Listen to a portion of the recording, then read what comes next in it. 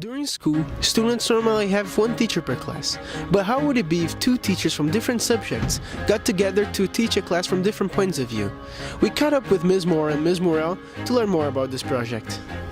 So our project was this idea that Ms. Moore and I came up with, where we began talking about Dante's Inferno and the leveling and how Dante was so creative, and then she brought up Rodin's door. And we decided to use Rodin's sculpture, The Gates of Hell, as the basis for our final project that we did with her students.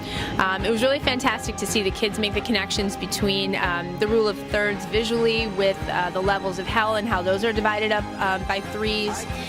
Famous sculpture artist who did this incredible Gates of Hell art sculpture, and so we talked about the two, and then we started to see the connections between the art and the literature, and there were so many connections, you know, whether it was the way Rodin shaped his doorway with the way the way with Dante shaped Inferno. It all connected, and it was that connective tissue that made us say, oh, we definitely want to use this project as a cross-curricular project to connect some of the literary concepts in Dante's Inferno and some of the artistic concepts that my students study, and create a project that connected them both.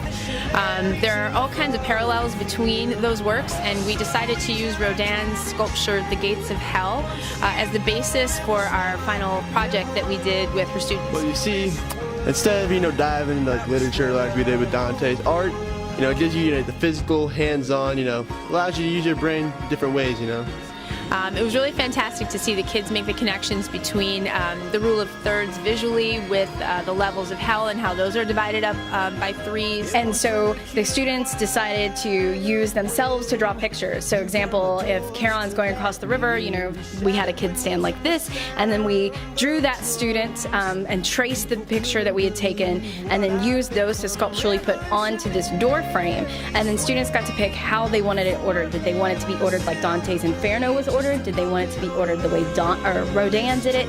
And so all of these decisions brought us to the whole point of the project, which was to talk about how the decisions we make in art are very similar to the decisions we make in writing, which is brainstorming, planning, starting it, editing it, revising it, and then finally publishing it. I think it was really a collaborative, really interesting way to sort of interdisciplinary tie the arts together.